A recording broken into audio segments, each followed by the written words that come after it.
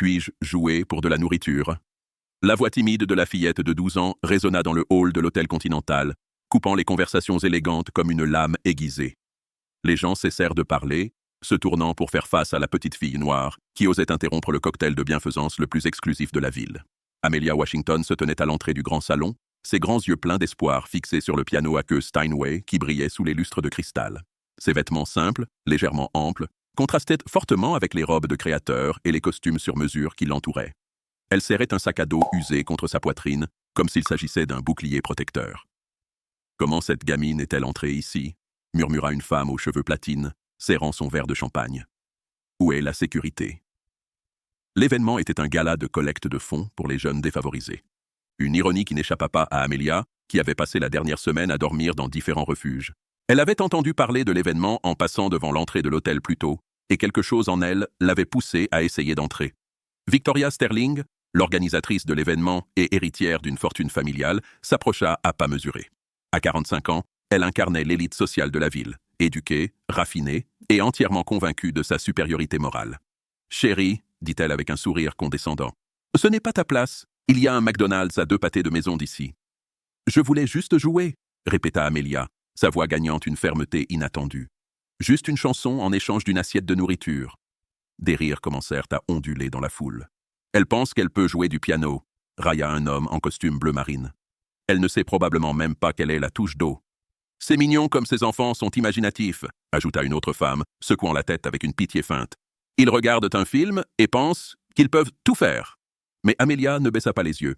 Il y avait quelque chose dans sa posture, une dignité tranquille, une confiance silencieuse qui semblait déplacée chez une enfant de sa situation, comme si elle savait quelque chose que personne d'autre n'était au courant. Le docteur Robert Shun, pianiste renommé et l'un des juges de compétition nationale, observait la scène depuis le fond de la salle. Il avait remarqué comment les yeux de la jeune fille se fixaient sur le piano avec une révérence qu'il voyait rarement, même chez des étudiants avancés. Il y avait là une reconnaissance, une familiarité. « Victoria ?» s'approcha le docteur Chun. « Peut-être devrions-nous la laisser jouer. Après tout, nous sommes ici pour aider de jeunes talents, n'est-ce pas ?» Victoria rit, un son cristallin et cruel. « Robert, s'il te plaît, regarde-la. Les enfants comme ça n'ont pas accès à l'éducation musicale. C'est impossible. » Ce qu'aucun d'eux ne savait, c'est qu'Amelia avait grandi pendant les 8 premières années de sa vie, dans une maison où la musique était aussi essentielle que respirer. Sa grand-mère, une pianiste classique qui n'avait jamais obtenu la reconnaissance qu'elle méritait à cause de la couleur de sa peau, avait été sa première et unique professeure. Lorsque sa grand-mère mourut et qu'Amelia se retrouva dans le système de placement familial, elle portait en elle non seulement la douleur de la perte, mais aussi un talent qu'elle-même ne comprenait pas entièrement. Pendant que tout le monde la regardait avec dédain, Amelia resta inébranlable, comme quelqu'un qui avait traversé des tempêtes bien pires et appris à trouver de la force dans sa propre vulnérabilité. Ses doigts bougeaient inconsciemment, comme s'ils jouaient une mélodie invisible, une habitude qu'elle avait développée pour se calmer dans les moments les plus difficiles. Si vous appréciez cette histoire de dépassement de l'adversité et de justice, n'oubliez pas de vous abonner à la chaîne pour découvrir comment une simple question innocente était sur le point de réduire au silence une salle pleine de préjugés et de révéler un talent qui allait redéfinir tout ce que ces gens pensaient savoir sur le potentiel humain. Victoria Sterling croisa les bras et rit théâtralement comme si elle avait entendu la blague la plus absurde du monde. « Très bien, ma chère, » dit-elle, sa voix dégoulinant de condescendance. « Puisque tu insistes tant, faisons un petit marché. Tu peux jouer, mais à quelques conditions. » La foule se rapprocha, sentant l'odeur d'un cruel spectacle sur le point de se dérouler. Victoria adorait être le centre d'attention, surtout quand elle pouvait démontrer sa supériorité morale devant les autres membres de la haute société. « Première condition, » annonça Victoria, levant un doigt parfaitement manucuré. « Tu ne joueras qu'une seule chanson, et nous choisirons laquelle. Deuxième condition, si elle parvient à jouer décemment, je paierai personnellement un dîner complet. » Mais elle marqua une pause dramatique. Quand elle échouera lamentablement, comme nous savons qu'elle le fera, elle partira d'ici immédiatement et ne dérangera plus jamais les gens respectables. « Comme c'est cruel !» murmura une femme âgée au fond du groupe. Mais sa voix fut noyée par les rires approbateurs des autres invités. Amelia resta immobile, les yeux fixés sur le piano. Quelque chose se passait dans son esprit, des souvenirs se mêlant au présent. Elle pouvait presque entendre la douce voix de sa grand-mère Betty. « Quand les gens essaient de te rabaisser, laisse la musique parler pour toi, ma chère. La musique ne ment pas et elle ne connaît pas de préjugés. »« J'accepte, » dit Amelia simplement, sa voix claire et ferme. Le docteur Chun observait, fasciné. Il y avait quelque chose dans la posture de la jeune fille, dans la façon dont elle regardait l'instrument, qui l'intriguait profondément. En 30 ans d'évaluation de pianiste, il avait développé un instinct pour reconnaître le vrai talent. Et quelque chose chez cet enfant faisait frissonner ses sens d'expert. Parfait! Victoria claqua des mains. Maintenant pour la musique. Elle regarda autour d'elle, cherchant l'option la plus difficile et la plus humiliante possible. Ses yeux s'arrêtèrent sur James Morrison, un pianiste médiocre qui jouait dans les bars locaux. James, mon cher, quelle serait une pièce appropriée pour notre jeune artiste? James sourit malicieusement. Que diriez-vous de la lettre à Élise de Beethoven? Tous ceux qui se sont déjà assis devant un piano au moins une fois dans leur vie essaient de jouer cette pièce. Si elle sait vraiment quelque chose, elle devrait pouvoir la jouer. Ce choix provoqua des rires dans la foule. La lettre à Élise était considérée comme une pièce pour débutants parmi les profanes, mais la jouer parfaitement exigeait une technique raffinée et des années de pratique. C'était le piège parfait. Si Amelia ne connaissait que les bases, elle essaierait de jouer et échouerait lamentablement. Si elle ne savait rien faire, elle ne pourrait même pas commencer. Excellent choix, applaudit Victoria. Une chanson que tout enfant ayant eu une leçon de piano connaît. Il n'y a pas d'excuse pour l'échec. Amelia hocha la tête et se dirigea vers le piano.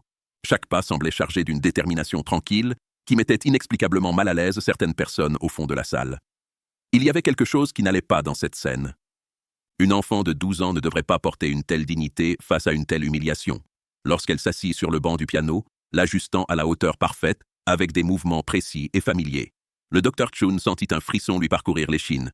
Ce n'étaient pas les mouvements d'une débutante. « Regardez ça !» ricana Victoria aux invités les plus proches d'elle. Elle ne sait même pas s'asseoir correctement sur le banc. Elle n'a probablement jamais vu un vrai piano de sa vie. Mais le docteur Chun avait remarqué exactement le contraire. L'ajustement du banc, la posture droite, la façon dont les mains d'Amelia planaient au-dessus des touches dans une position classique parfaite. Ce sont des détails qui prenaient des années à maîtriser. Les souvenirs inondèrent l'esprit d'Amelia comme une vague. Sa grand-mère, sa mère, Betty Washington, avait été l'une des premières pianistes noires à tenter d'entrer au conservatoire de la ville dans les années 1960. Son talent était indéniable, mais les portes restaient fermées en raison des préjugés de l'époque. Betty canalisa sa passion en enseignant aux enfants de la communauté dans sa petite maison, transformant son vieux piano droit en un portail vers le monde de la musique classique. La musique est son langage universel, Amelia, disait Betty, alors qu'elle guidait les petits doigts de sa petite fille sur les touches. Quand tu joues avec le cœur, les gens écoutent avec leur âme, pas avec leurs yeux. Amelia avait passé d'innombrables heures à ce piano, absorbant non seulement la technique, mais aussi la profonde compréhension musicale que seul un véritable maître peut transmettre. Lorsque Betty mourut et qu'Amelia fut séparée de tout ce qu'elle connaissait, la musique resta sa seule compagne constante, jouée sur des pianos imaginaires pendant les nuits solitaires dans les refuges. « Nous attendons, » dit Victoria, tambourinant de ses doigts impatients. « Ou as-tu abandonné avant même d'essayer ?» Amelia prit une profonde inspiration et posa ses mains sur les touches. Le contact fut comme de l'électricité. Après des mois sans jouer d'un véritable instrument, sentir les touches sous ses doigts était comme redécouvrir une partie perdue de son âme. La première note résonna dans la salle avec une pureté cristalline qui fit lever les yeux de plusieurs personnes, surprises. Ce n'était pas le son hésitant et amateur qu'ils avaient attendu. C'était une note jouée avec la confiance de quelqu'un qui connaît intimement chaque nuance de l'instrument. Le docteur Chun s'approcha discrètement, sa curiosité professionnelle pleinement éveillée. Cette première note avait été jouée avec une technique impeccable, une attaque précise, un soutien parfait, un timbre contrôlé. C'étaient des détails que seules des années de formation sérieuse pouvaient produire. Coïncidence, murmura Victoria, mais sa voix avait perdu une partie de son assurance précédente. Amelia commença la mélodie principale de la lettre à Élise, et chaque note qui s'écoulait de ses mains était comme un petit miracle. Il n'y avait aucune hésitation, aucune erreur technique. La musique émergeait naturellement, comme si elle et le piano faisaient partie d'un seul organisme. Mais il y avait autre chose, une maturité émotionnelle dans l'interprétation qui laissa le docteur Chun complètement stupéfait. La façon dont elle phrasait les passages mélodiques, comment elle contrôlait les dynamiques, comment elle laissait le silence entre les notes parler autant que la musique elle-même. C'était l'œuvre d'une artiste mature, pas d'une enfant non formée. La salle était tombée complètement silencieuse. Les verres de champagne restaient immobiles dans les mains des invités. Les conversations avaient cessé. Même les serveurs avaient arrêté de bouger.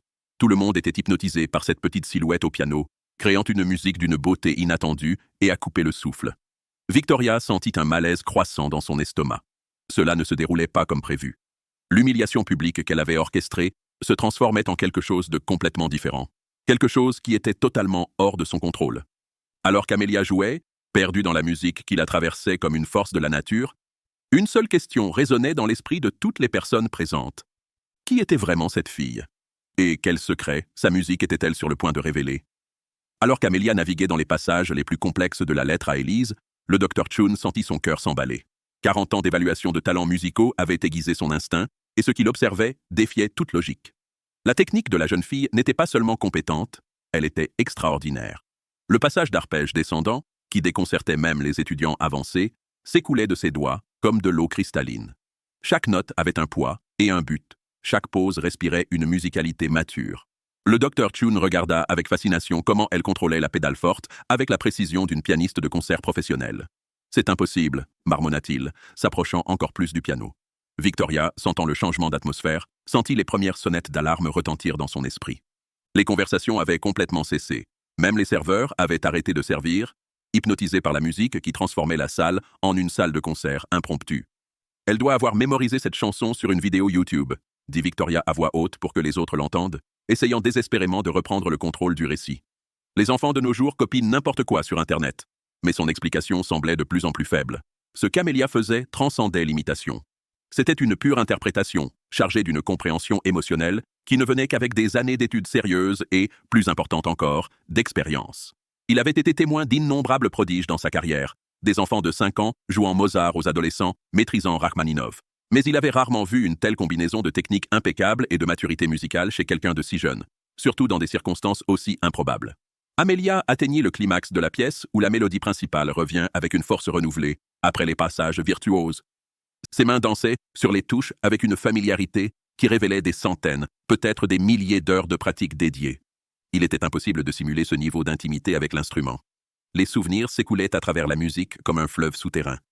Amelia pouvait entendre la voix de sa grand-mère Betty résonner à travers les années. « La musique, ce n'est pas de jouer les bonnes notes, ma chère. C'est de raconter une histoire que toi seul peux raconter. » Betty Washington avait été plus qu'une professeure. Elle était une visionnaire qui voyait l'avenir à travers les petits doigts de sa petite fille. Née en 1940, elle avait grandi à une époque où les pianistes noirs étaient systématiquement exclus des conservatoires et des salles de concert prestigieux. Sa réponse fut de transformer sa propre maison en un temple musical, où les enfants de la communauté découvraient que la musique classique leur appartenait aussi. « Le monde essaiera de te dire que certaines choses ne sont pas pour des gens comme nous, » disait Betty, en ajustant la posture d'Amelia sur le banc du piano. « Mais la musique ne connaît ni la couleur, ni la pauvreté, ni les limites. Elle ne connaît que la vérité. » Pendant 8 années bénies, Amelia absorba non seulement la technique, mais aussi la philosophie musicale. Betty lui enseigna que chaque compositeur avait un langage unique. Chopin parlait de nostalgie, Beethoven de lutte et de triomphe, Mozart de cristal et de joie. Plus important encore, elle apprit que sa voix musicale était tout aussi précieuse.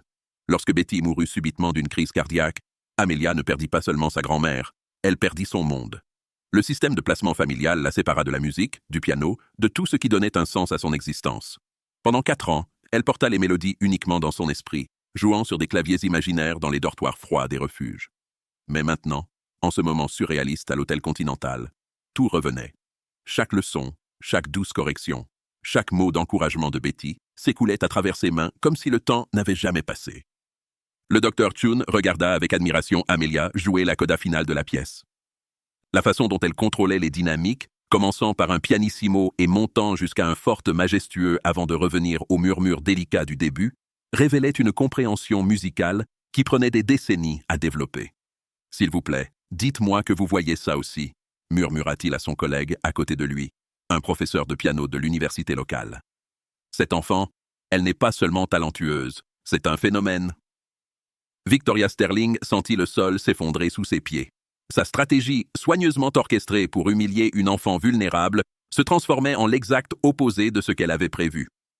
Au lieu de confirmer ses préjugés, Amelia forçait tout le monde à remettre en question leurs hypothèses les plus fondamentales sur la classe, la race et le mérite. « Ça doit être un truc », murmura Victoria à ses amis les plus proches. « Personne n'apprend le piano comme ça de nulle part. Elle doit avoir eu des leçons privées coûteuses cachées quelque part. » Mais même en parlant, Victoria savait que ses mots semblaient de plus en plus désespérés. L'enfant devant elle démontrait un niveau d'excellence que l'argent seul ne pouvait acheter. Elle jouait avec âme, avec une histoire vécue, avec une profondeur qui venait de lieux que le privilège ne pourrait jamais atteindre. Amelia joua les accords finaux de la lettre à Élise, avec une délicatesse qui fit retenir leur souffle à plusieurs personnes dans le public. Lorsque le dernier écho mourut dans le silence absolu de la salle, elle garda sa main suspendue au-dessus des touches un instant, comme réticente à rompre le lien magique entre elle et l'instrument. Puis, lentement, elle se tourna sur le banc pour faire face à la foule silencieuse. Il ne restait aucune trace de l'enfant timide qui avait mendié de la nourriture. À sa place se tenait une jeune artiste qui venait de revendiquer sa place dans le monde par le langage universel de la musique. Le Dr Chun fut le premier à rompre le silence, ses mains se joignant dans un applaudissement respectueux qui résonna dans la salle comme un lointain coup de tonnerre. Progressivement, d'autres se joignirent jusqu'à ce que l'hôtel Continental vibre d'une véritable acclamation. Victoria regarda autour d'elle, paniquée. Sa tentative d'humiliation publique s'était transformée en une célébration du talent qu'elle avait tenté de nier. Pire encore, elle pouvait lire dans les yeux des autres invités une question qui la hantait. S'il s'était tellement trompé sur cet enfant, sur quoi d'autre s'était-il trompé? Amelia resta calmement assise, laissant les applaudissements l'envahir comme la pluie après une longue sécheresse. Mais derrière ses yeux, quelque chose se formait. Pas de l'arrogance, mais une compréhension croissante de son propre pouvoir. Elle avait prouvé son point, mais ce n'était que le début. Le Dr Chun s'approcha du piano, son expression un mélange d'admiration et de curiosité professionnelle. « Enfant, dit-il doucement, puis-je vous demander où vous avez étudié? Votre professeur doit être extraordinaire. » Amelia le regarda droit dans les yeux, et un instant, elle laissa toute la douleur des 4 dernières années transparaître dans ses yeux. « Ma grand-mère m'a enseigné, » répondit-elle simplement. Elle disait que la musique était la seule chose que personne ne pouvait me prendre. La réponse frappa le Dr Chun comme un éclair. Une grand-mère, pas un conservatoire coûteux. L'amour familial, pas le privilège acheté. Le talent cultivé à la maison, pas dans des institutions d'élite. Tout ce qu'il croyait sur la façon dont l'excellence musicale était créée était remis en question par une enfant de 12 ans qui venait de redéfinir ses attentes en matière de grandeur. Alors que la salle résonnait encore d'une admiration réticente, Amelia savait qu'elle avait franchi une ligne. Elle ne pouvait plus prétendre être juste une enfant perdue, mendiant de la nourriture. Sa musique en avait trop révélé, trop promis. Maintenant, avec tous les regards braqués sur elle, et l'attente suspendue dans l'air comme un parfum épais, elle devait décider jusqu'où elle était prête à pousser cette révélation, et si elle était prête à montrer à ses privilégiés ce qu'une enfant sans valeur pouvait vraiment faire, lorsque la musique parlait à travers son âme, avec la force de générations de rêves niés. Le Dr Chun s'approcha du piano, à pas précautionneux, comme s'il s'approchait de quelque chose de sacré. « Mademoiselle, » dit-il, sa voix tremblant légèrement, « j'ai une question très importante à vous poser. Quel est votre nom complet? »« Amelia Washington, » répondit-elle, gardant le même calme qu'elle avait montré tout au long de la soirée. Le nom frappa le Dr Chun comme un coup de foudre. Ses yeux s'écarquillèrent et il recula d'un pas. « Washington, Betty Washington. Êtes-vous la petite fille de Betty Washington? » Amelia hocha la tête silencieusement, et le Dr Chun couvrit son visage de ses mains. « Mon Dieu, » murmura-t-il. Betty Washington était l'une des plus grandes pianistes que ce pays ait jamais produites. Elle aurait dû jouer dans les meilleurs conservatoires du monde, mais sa voix faiblit, chargée d'une ancienne douleur. Victoria observa l'échange avec une inquiétude croissante. « Robert, de quoi parlez-vous? Qui est Betty Washington? » Le Dr Chun se tourna vers elle avec une expression mêlant incrédulité et dégoût. « Victoria, Betty Washington était une légende dans la communauté musicale. Une virtuose qui a été systématiquement exclue des conservatoires et des salles de concert en raison de sa couleur. Elle est devenue l'une des professeurs privés les plus respectés du pays, formant des dizaines de musiciens professionnels. » La foule murmura, certains reconnaissant le nom de leurs propres expériences musicales. On chuchotait dans les cercles musicaux que Betty Washington était une professeure capable de transformer tout étudiant dévoué en un artiste exceptionnel. « Mais c'était il y a des décennies, » dit Victoria, sa voix de plus en plus défensive. « Et même si cette histoire est vraie, cela ne change rien au fait qu'elle est une sans-abri qui mendie de l'argent lors d'un événement privé. » C'est alors qu'Amelia se leva du banc du piano pour la première fois. Ce soir-là, elle laissa sa vraie personnalité émerger complètement. La posture soumise disparut, remplacée par une dignité inébranlable qui fit reculer inconsciemment plusieurs personnes dans la salle. « Madame Sterling, » dit Amelia, sa voix claire et ferme. « Vous avez raison sur une chose. Je ne devrais pas être ici ce soir. » Elle marqua une pause, laissant le silence s'installer. « Je devrais être au Carnegie Hall à New York, où j'ai un récital prévu la semaine prochaine. » Un silence de mort tomba sur la salle. Victoria sentit le sol bouger sous ses pieds. « Je m'appelle Amelia Washington, » continua-t-elle. « Et je suis la plus jeune pianiste classique jamais acceptée dans le programme Jeunes artistes de la Juilliard School. Je suis aussi la championne nationale actuelle de piano classique des moins de 15 ans. » Elle marqua une nouvelle pause, laissant l'information s'ancrer. « La raison pour laquelle je suis ici ce soir n'est pas parce que j'ai besoin de nourriture ou d'argent. » Le docteur Chun observait, fasciné, les pièces du puzzle s'assembler dans son esprit. « Le documentaire, » murmura-t-il. « Vous faites le documentaire. » Amelia hocha la tête. « Exactement. Je collabore avec PBS sur un documentaire sur les préjugés et l'accès aux arts. Mon producteur a suggéré que j'assiste à des événements caritatifs pour l'éducation artistique, déguisés en jeunes personnes sans ressources, afin de documenter la manière dont les personnes privilégiées traitent réellement ceux qu'elles considèrent inférieurs. » La révélation tomba sur la salle comme une bombe. Victoria sentit tout le sang se retirer de son visage. « Vous nous filmez ?»« Des caméras cachées, » confirma Amelia calmement. « Audio et vidéo haute définition. Tout ce qui s'est passé ici, ce soir, a été documenté pour une diffusion nationale. » Victoria regarda désespérément autour d'elle, cherchant des caméras, tout signe que c'était une cruelle farce. « C'est illégal. Vous ne pouvez pas nous filmer sans consentement. » « En fait, » intervint le docteur Chun, sa voix chargée d'une sombre satisfaction, « vous avez signé des autorisations d'image en entrant. Il est clairement écrit sur le billet que cela pouvait être filmé à des fins documentaires. » Il sourit ironiquement. « Je suis sûr que personne n'a lu les petits caractères. » La foule commença à s'agiter. Les gens chuchotaient frénétiquement les uns aux autres, certains cherchant déjà leur téléphone pour vérifier leurs billets. La panique était palpable. La première partie du documentaire, continua Amelia, ignorant le chaos croissant, se concentrera sur la façon dont le talent et le potentiel sont négligés lorsqu'ils sont présentés sous des apparences qui défient les attentes privilégiées. La deuxième partie montrera comment les personnes qui prétendent être des défenseurs des arts réagissent lorsqu'elles sont confrontées à de l'art véritable, provenant de sources inattendues. J'ai simplement documenté leur vraie personnalité lorsqu'elles pensaient qu'il n'y aurait aucune conséquence. Le docteur Chun s'approcha d'Amelia avec un profond respect. « Puis-je vous demander ce que vous comptez faire de cet enregistrement? » « Le documentaire sera diffusé à l'échelle nationale le mois prochain, » expliqua Amelia. « Mais j'ai aussi créé une chaîne YouTube où je publie des versions plus courtes de ces expériences sociales. Ma dernière vidéo filmée lors d'un événement similaire à Boston compte actuellement 2,5 millions de vues, surtout lorsqu'elle provient de personnes qui se prétendent vertueuses tout en pratiquant les préjugés mêmes qu'elles prétendent combattre. » La foule regarda avec horreur Victoria faire face à la réalité de sa situation. En quelques jours, sa cruauté serait vue par des millions de personnes.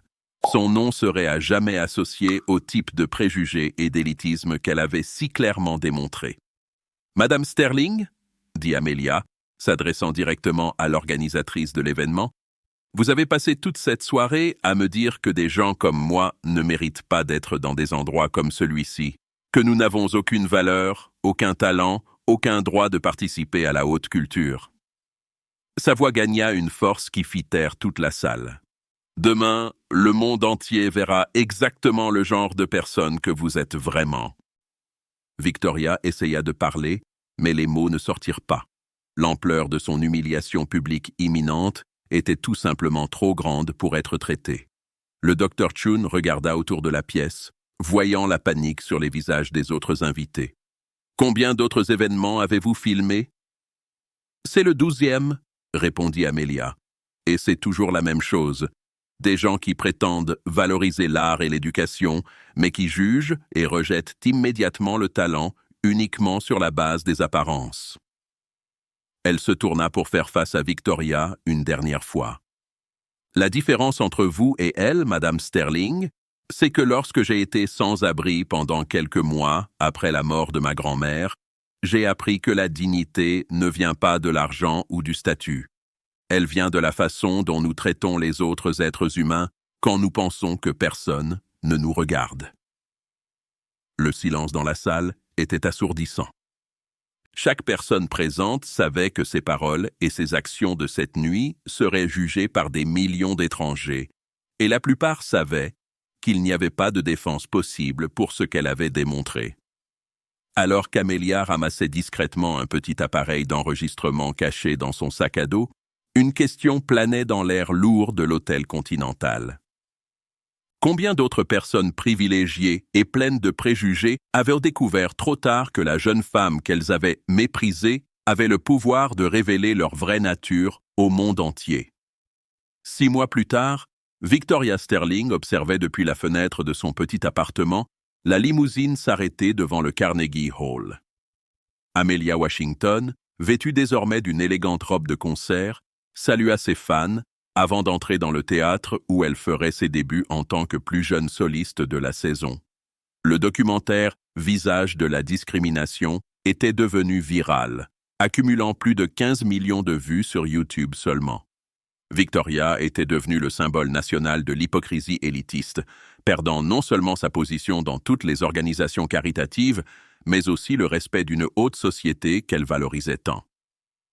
L'ancienne organisatrice d'événements caritatifs, démasquée comme étant pleine de préjugés dans un documentaire viral, titrait les journaux locaux pendant des semaines. Sa société d'organisation d'événements de luxe avait perdu tous ses clients importants, et elle travaillait désormais comme assistante dans un petit cabinet d'avocats, tentant de reconstruire une réputation qui ne se rétablirait peut-être jamais complètement. Pendant ce temps, le Dr Chun était devenu le mentor officiel d'Amelia, l'aidant à naviguer dans le monde de la musique classique professionnelle. L'Hôtel Continental, embarrassé par l'exposition publique, créa un programme de bourse pour les jeunes musiciens défavorisés, nommant Amelia son ambassadrice officielle.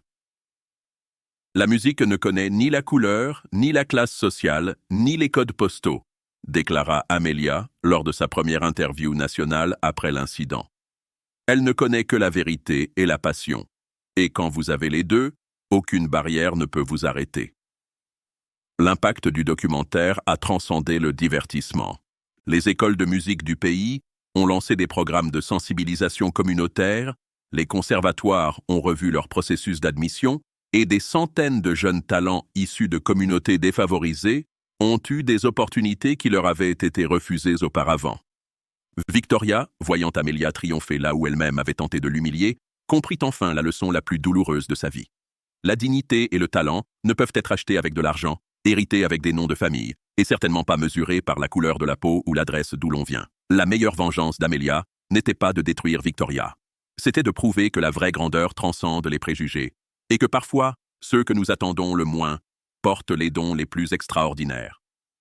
Si cette histoire de dépassement de l'adversité vous a touché le cœur, abonnez-vous à la chaîne pour plus d'histoires inspirantes qui montrent comment la vraie excellence trouve toujours son chemin, quels que soient les obstacles qui tentent de le bloquer.